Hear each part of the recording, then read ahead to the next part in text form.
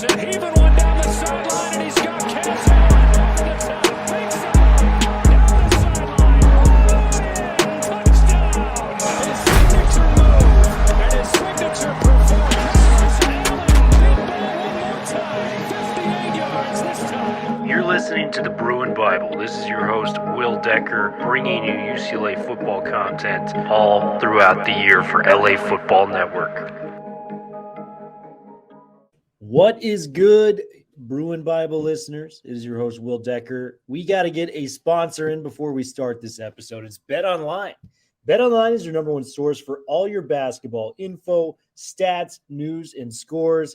Get the latest odds and lines and the latest matchup reports for this year's NBA playoffs.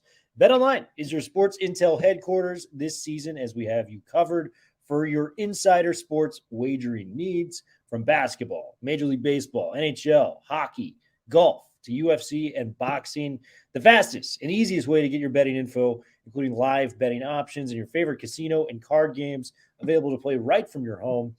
Make sure you check out BetOnline. Get into the action today. So head to the website or use your mobile device to join, and be sure to use your promo code BELIEVE to receive your 50% bonus on your first deposit. BetOnline, where the game starts. Now to the Bruin Bible. What is up, and welcome to another very special edition of the Bruin Bible. Will Decker, your host. We had to bring back a fan favorite for our July 5th edition. Big commitment. Talked to him yesterday on 4th of July. Mr. Wayne Cook, your former signal caller for the Bruins. Wayne, how was your 4th of July, and how's the summer been treating you with it off, as you are a history teacher now for 8th graders? Is that correct? Yes. So thank you for asking, Will. And as always, it's awesome to be on with you. The 4th was awesome. It's an early night for the Cooks. We were up in Lake Arrowhead and got some fireworks a couple days before. They did theirs early, and then came home, went over to some friend's house, and but we have a dog that loses her mind every year on the 4th of July, so we pretty much do damage control at home. So and then I got to play golf this morning, and I just found out I'm playing golf tomorrow morning too. So some of the perks of being a teacher. Man, Wayne, how can I be you when I grow up? This is unbelievable.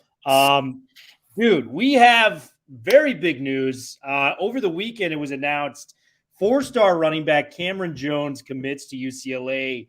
And Wayne, I like this for 3 different big reasons. I'm going to let you give your take and where you were when you found out and what you think of the commitment first. But I'm just thrilled that this kid committed to UCLA, because I think he represents, kind of what the move to the Big Ten will be for us moving forward with some of these recruits. What are your thoughts on Cameron Jones and the bazooka, first and foremost, the coolest recruitment pitch I've ever seen from UCLA? That is cool. Is that getting any media backlash though? Is anybody should we really be doing that? It's awesome though.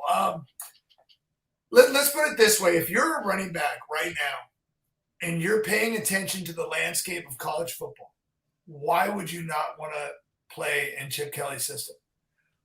How could you not have noticed how the emphasis on offensive line, the emphasis on gigantic tight ends, the emphasis on it seems like everybody recruit now is 6'6". I mean, it's not even 6'4" anymore. It's 6'6", 6'7".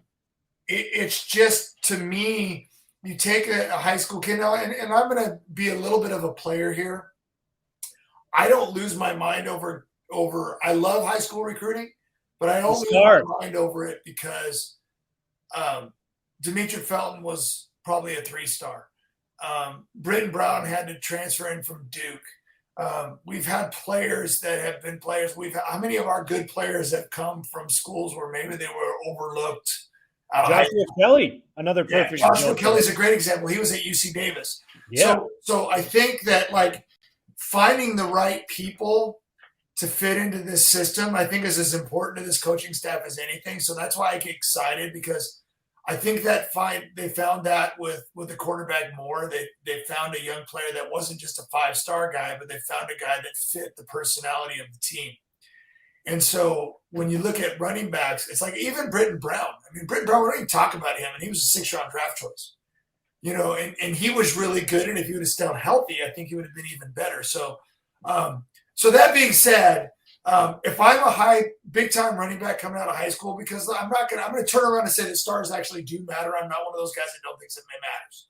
Because if you look at the best teams in the country every year, they got a whole bunch of 5 and 4-star guys. So the more 4-star guys we get, the more talent we get, and you start plugging those guys into. Because remember, Zach Charbonnet is in that mix too, and he was a big time recruit. 4-star. He went to Michigan. He was a big time recruit, and then he came back home. And probably of all those people we just mentioned, and this isn't an insult to any of them, but Zach probably the best, right?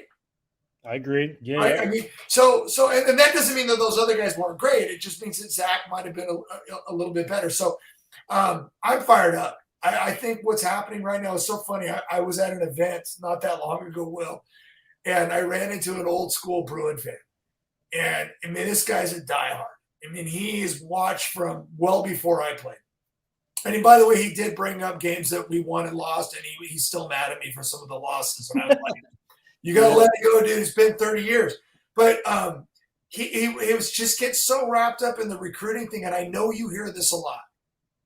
The high school versus the transfer.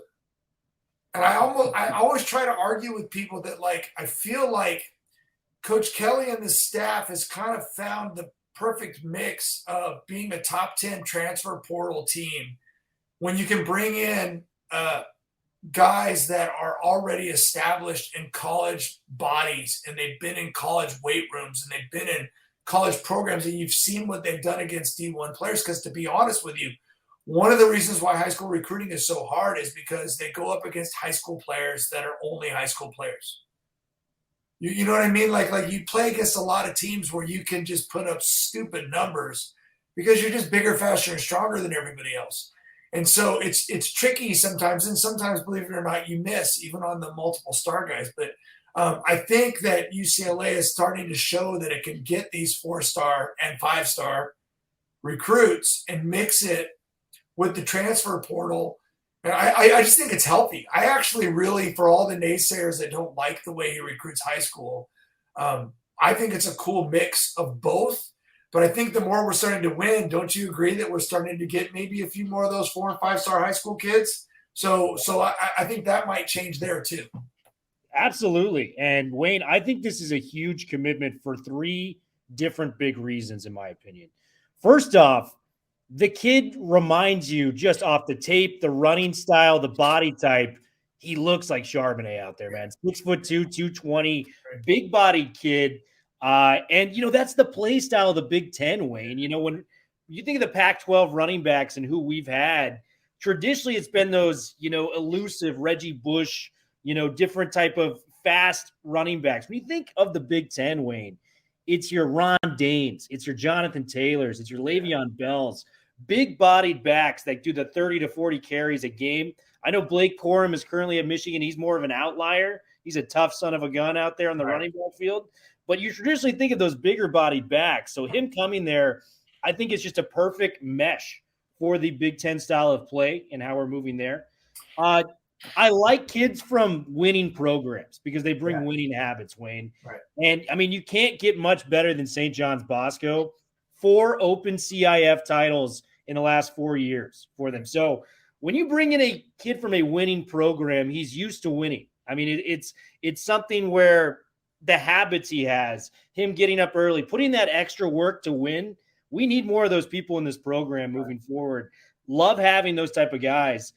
And the third thing I love most is he picked us over, some pretty great schools, some recruiting destinations, your Oregons, your Texas A&Ms. Those were the other 2 schools he was considering with the likes of UCLA. Texas A&M's SEC. We know that as we lost Roderick Robinson to Georgia last year, who was our top recruit, right? Oregon, you can get all the cool swag in the world going to Oregon. And, they're a damn good football program, too. I think Dan Lanning's doing a great job there. But, Wayne, I want to pose you this question because I've done this to my co-host Jamal Madney a number of times. Is this the best pitch, from like a 360-degree pitch that UCLA has had in the recruiting world, whether it's, hey, we're moving to the Big Ten. You're going to be in a bigger conference. Your parents are going to be able to watch you on TV every week. Coaching, you're a running back. You want to go play for Deshaun Foster. I mean, arguably the best running back coach in the country, in my opinion. Tim Drevno, your Chip Kelly's, just elite level position coaches. Ken Norton Jr., right? These type of guys. Facilities are, the Wasserman Center is one of the best facilities out there when it comes to the football program. In terms of cool swag, we're sponsored by the Jordan program. It doesn't get cooler than that. Going to the pros, we've put out more Pac-12 players than anybody in the last 2 years, Wayne. And then on top of that, you got the LA market where you can kind of bank off that as somebody that's looking to get in the NIL game. Is this the strongest you've ever seen it? And I know you were around some of the heydays of UCLA football with Terry Donahue. Yeah, first of all, you said a lot there, and I love it. I want to go back to something that's really interesting, and then I'll dive through all of it. I do love what you said about winning programs because I think that is important. But I also think that what's cool about recruiting is sometimes you find these diamonds in the rough. And if you can get a good mix of kids that have, because I always joke around that a lot of kids in high school football, they transfer to become winners. And everybody let that sink in for a second. And when you talk about some of these elite schools that can bust kids in from all over Southern California, last time I checked, most of those schools are winning before they got there. So does that necessarily make you a winner, or does it just, are you just jumping on the bandwagon? And so I know that's tricky, and we'd have to really unpack that because I think it's probably a little bit of both. I think some people come there and they learn how to work hard enough to be a winner, and they learn that they have to compete and there's more talent around, and that can be very beneficial. And other people, it may not be quite the same thing. So I think that's fun, but I love what you said there because you do want to because nowadays, let's be honest, there's certain programs that are putting some of the best players in the country because we do live in a transfer world. That's right. We don't live in a society where people just play with their high school buddies that they grew up with like I did. They go to wherever they're going to win and get the best coaching and the best chances of getting to college. And now it gives them a better chance of getting NIL money before they ever even play a down of college football. So like all of that stuff plays into it. So I just think it's fun because I think about players like Quantrez Knight, who we pull from another school, or hopefully the DB from Bowling Green, Anderson, that's coming over. Like these guys didn't necessarily win a lot, but we've proven that some of these guys can come into a program from some of these other programs where they maybe weren't winning and still excel. So again, this goes back to the formula of there's just so much here. I got distracted there because I wanted to go back to that question, so I kind of forget where you were at the second part. Yeah, is this the strongest pitch, like across the board? And I know it was a lot I sped at you, but we've got no, because the way my brain works, Will, I want you say so many good things. I want to talk. So I love so I've done UCLA football since like 2001. Somewhere around there is when I started kind of doing the post. I think I was doing the post-game show, not much more. So I've been around a lot. We were living in the past. So when I was playing, the 80s were such a heyday for Terry Donahue. And we had three Rose Bowls in 4 years. We were putting out NFL people left and right, top 10 teams, even creeped into the top, 5 a few times. Winning bowl games. I think Donahue won like almost all of them. He played for a while. He won a ton of them. So all of that was good. And we had top 10 recruiting classes like all the time. So there was a pretty good era back then. Like when I was being recruited, Troy Aikman was a quarterback, and it was a good time. So, but it did not stay that way. But we always found a way to land UCLA would always find a way to land a 5-star kid that just grew up in Los Angeles and always wanted to play for the Bruins. And but we never really had the team. But in my opinion, and I think we did this a little bit in basketball too, and I'm sorry to all the people at UCLA that don't like this, but you can't do things the way we did it when John Wooden was coaching. It doesn't mean that some of his coaching philosophies aren't still amazing, but you can't just say, hey, we're UCLA, come to our school. In our locker room, I know it's not as nice as Oregon's, and it's just things kind of changed. And so you have to evolve and you have to grow. When you go to, and you and I have both been at UCLA practices together, and you look at that facilities. By the way, all of you that talk about the 80-yard field, you need to just go away. I mean, that's like stupid. They've got more than enough room to have great practices. It has absolutely nothing to do with whether UCLA wins games or not. We have an awesome facility. Weak Don't argument. run 100-yard plays. Like, it's just like, seriously, like, the longest play in UCLA history, pass play, is 95 yards. You know, I know that because it was my pass. Anyway, so like it's silly. They have great practice facilities. They have the locker room's amazing. The equipment is amazing. You mentioned Nike, and I do think that mattered. I love the pictures of the kids in front of the shoes. Yeah. I mean, don't those look? I mean, I think those look so cool. And then you throw into the fact that let's just go walk around campus and the sun's out all the time, and it's gorgeous. It's like we don't have, like, it's not, stupid humidity like it might be in the South. And then you throw into the mix, we're gonna go to the Big Ten. There's gonna be more money, so things are gonna get better.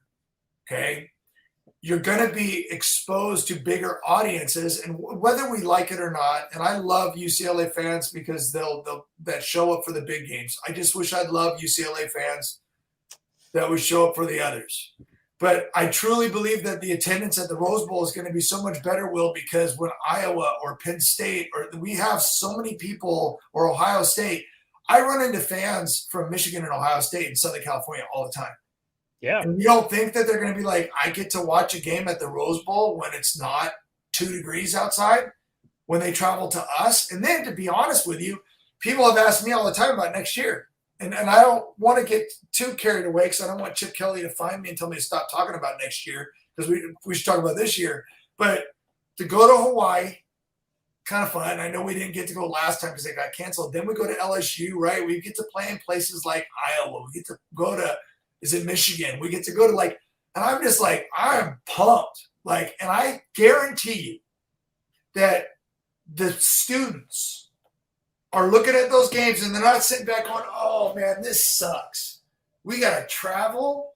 We got to go to LSU. We got to go to Michigan. They're going, oh my God, I get to play where it's going to be a primetime game. And it's going to be 100,000 people in the stadium. I mean, if any player doesn't get pumped for that, it's only the fans that are like, oh, you got to go on the road, you got to travel. It's like, players are fired up to play in those places because they've dreamed about it their whole life.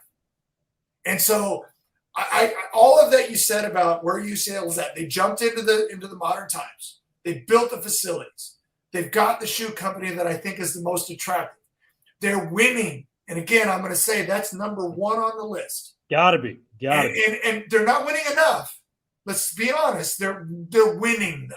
I just got an argument with someone the other day on Pac-12 Network because, everybody's already just assuming UCLA is 6th or worse. I'm like, you do remember we beat Utah and Washington back-to-back seasons. Oh, yeah, but you lost DTR. I'm like, but we gained this receiver and these 2 running backs, and we still have really good quarterbacks. I go, you guys are being lazy. It is. Pay attention. And then they'll throw a, hey, Cookie, you're being a homer. I go, yeah, so what?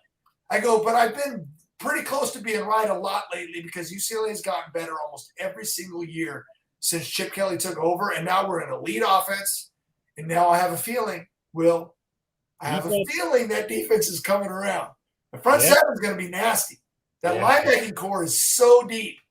And if the secondary can just figure it out, and I think they might with this new staff, we're going to be dangerous. So all of that in play, don't you think all of that helps recruiting? Bruin Bible listeners, we've got a special sponsor for today's episode. It is AG1. AG1 has been something that I've really enjoyed using in my spare time. 75 high-quality vitamins, minerals, and whole-source food nutrients in one scoop that you can use into your water. You stir it up. I use it before my workouts, before I start my day, and it has totally given me the energy I need to do the little things in life, like going to work, getting extra, an extra boost, a second wind, if you will, for a workout. Before I play pickleball with my friends, it puts you in a good spirit of mind, and you're doing the healthiest possible thing by putting AG1 in your body. Make sure to check us out and get a special deal with the Bruin Bible. It's www.drinkag1.com/Bruin Bible to get the special deal that we provide. Once again, www.drinkag1.com/Bruin Bible to get that special deal. Now, back to the Bruin Bible.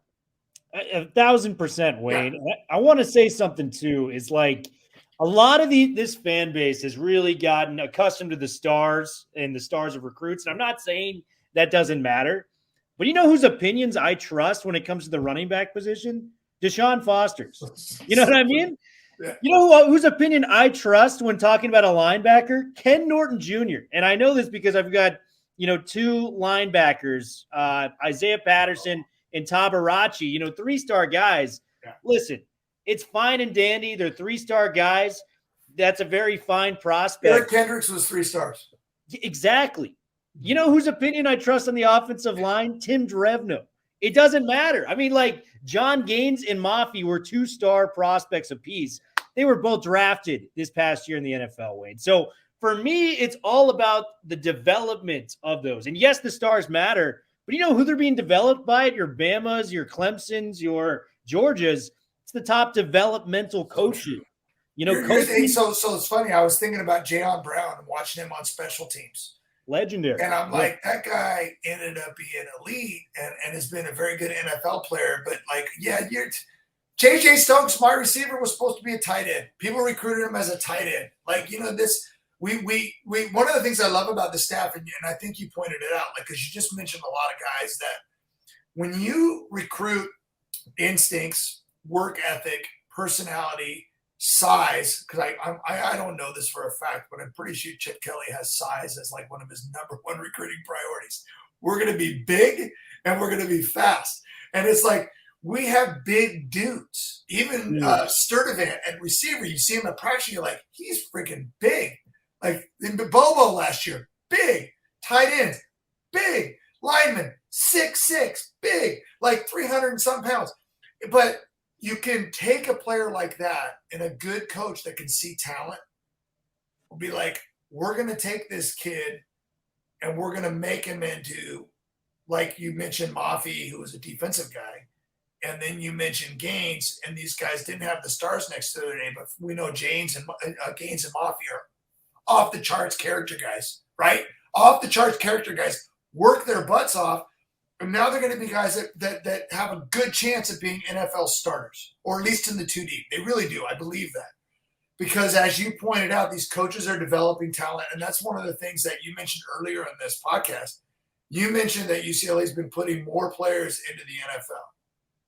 I always bring up games like LSU, and I know people want to say, oh, well, that didn't count because I go, so LSU won a national championship with Joe Burrow, and we get them a year or two later, right? A couple years later, right? You don't think they recruited a bunch of 5-star athletes in that time period? I know. And they got ran out of the Rose Bowl. Not even close. I mean, that's the thing. So that's the thing. We got guys. We just got to find a way, Will, to win the Oregon and the SC, the games you're winning by 3 and 10. We got to find a way to beat Utah on the road. There's these hurdles that we're right there now. We're going to play in November for a freaking championship, and I feel it again this year. And I don't care if people want to put Oregon State in front of us. We'll see. I don't care if people want to put all these teams in front of us and act like they're way better, because we're right there. We just have to find it. Like, do we have those couple of players? They're going to be the type of guys that are going to be like, hey, we're not freaking losing this game. And sometimes that's what it takes to win a championship. You have to have those guys that just don't allow you to lose. And Wayne, to pile on top of that, I know some of the portion of the fans listening are going to say, you guys are crazy. Stars matter. Oh, you want to hear that stars are now interested in coming to UCLA? Yeah. Wayne, we have a silent commitment already in the fold. We do not know who it is. And among the 3 people that are deciding in the near future, whether it's Quasi Gilmer, a 6'1", 175-pound speedster from Sierra Canyon, really reminds me of Jeremiah McClure on film. Just a fast, demon out on the outside. He's going to be a nice player. We got a David Washington wide receiver who's actually deciding this week, July 10th. So set your calendars for that. And we got Williams, the linebacker from Long Beach Poly, 4-star stud. Dylan Williams is his name. We are amongst the top 5 with USC, Oregon, some of these guys. All 4-star guys seriously considering going to UCLA. So, like you said, the recruiting is catching up with that Dante Moore commitment, which really kind of set the program and the precedent of how they can recruit moving forward. With the transfer portal, moving forward. It's just exciting times, man. And, Wayne, it's a great time to be a Bruin. So, Will, I love all that. And I think it's important to note, too, that even if – because we don't go after everybody. I always think people like when – I don't know if you notice this, but there are certain teams that are on every 5 stars list. And sometimes SC is one of those schools. We can't recruit everybody that SC can recruit. And it's not because they're better. It's because we just can't get in all those kids. People don't want to hear that, but it's true. So there's certain kids. It's kind of like I read something the other day about someone talking about how UCLA has a chance to be kind of what Stanford was during their run and kind of do it the Stanford way. And I looked at it for a second and I was like, and then I went, yeah, I like that because Stanford was freaking crushing people. I think I told you this before, but the last time we talked, I hung out with David Shaw at practice the other day because David and Chip are let's just put it this way, they have a ton of respect for each other. They're both very smart guys, and I love the way that I wouldn't be mad at all. But I think that if you could do a little bit of the Stanford way, because you are recruiting students, okay? You're recruiting students. You throw a little bit of the Oregon way, of the way that, because you just mentioned some of these recruits where you get the elite athletes with listen, Chip Kelly with the Casimir Allens, and this year Keegan Jones, and even Demetri Felton with his speed and his moves. And then you add that in with the power and the size. I just love this idea of you can kind of do both. You can bring in that size and power that Stanford was so good at and still be able to do. And I don't even want to say Oregon anymore because Chip's doing it at UCLA now.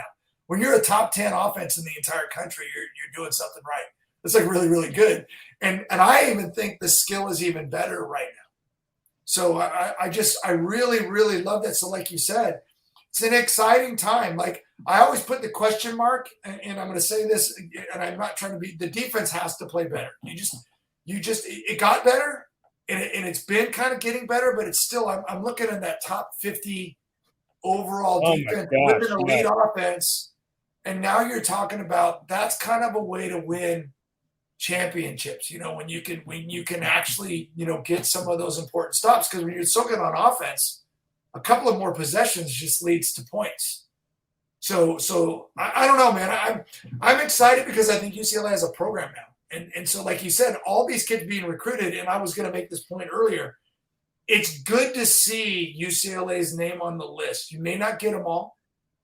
Because let's be honest, and we don't want to talk about this, or maybe we do. NIL matters.